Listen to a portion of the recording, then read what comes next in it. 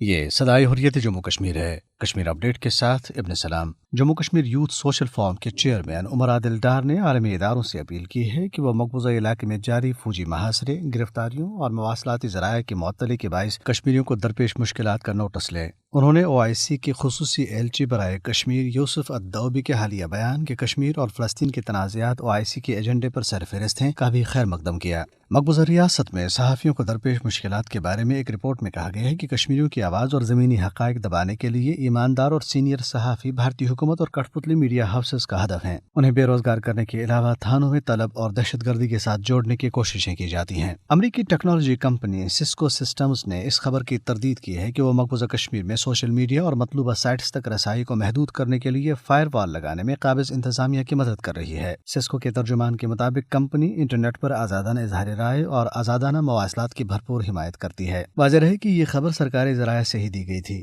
امریکہ میں قائم جمہوریت اور سیاسی اور شہری آزادیوں کی نگرانی کرنے والے ادارے فریڈم ہاؤس کی فہرست میں بھارت دنیا کے معروف 25 جمہوری ملکوں میں سب سے نیچے چلا گیا۔ دہلی اقلیتی کمیشن نے حالیہ مسلم کش فسادات کے بارے میں اپنی جائزہ رپورٹ میں کہا ہے کہ یہ فسادات طے شدہ منصوبے کے تحت کیے گئے۔ دلی فسادات اور BJP حکومت کی فسطائیت کے خلاف امریکہ کی 21 یونیورسٹیز میں احتجاجی مظاہرے کیے جائیں گے۔ جنوبی ایشیائی طلبہ گروپ اے ہولی اگینسٹ ہندوتوا کے نام سے ان مظاہروں کا اہتمام کر رہے ہیں۔ اپڈیٹ ختم ہوا۔ اگرچہ بھارت کی پوری تاریخ اقلیت خصوصاً مسلم دشمنی سے عبارت ہے اور 1947 میں مسلمانوں کا قتل عام، 1984 میں سکھوں کی منظم نسل کشی، بابری مسجد کی شہادت، گجرات میں مسلمانوں کا تہی تیگ اور عیسائی گرجا گھروں کی تباہی اس کا منہ بولتا ثبوت ہے۔ تاہم نریندر مودی کے اقتدار میں آنے کے بعد بھارت مسلمانوں کے لیے موت کا کنواں بن چکا ہے۔ دہلی اور دیگر بھارتی شہروں میں حالیہ مسلم کش فسادات سے ان لوگوں کی بھی آنکھیں کھل چکی ہیں جو بھارت کو ایک جمہوری ملک سمجھ رہے تھے۔ اس حوالے سے سنتے ہیں جموں کشمیر مسلم خواتین مرکز کے وائس چیئرمین اور حریت کانفرنس آزاد کشمیر شاخ کے رہنما راجہ خادم حسین کی گفتگو۔ ہندوستان جو سیکولرزم کا دعوے دار تھا اب ایک فاشسٹ ریاست میں تبدیل ہو چکا ہے۔ اقلیتیں غیر محفوظ ہیں۔ ہندوستان کے ہندو بھی BJP اور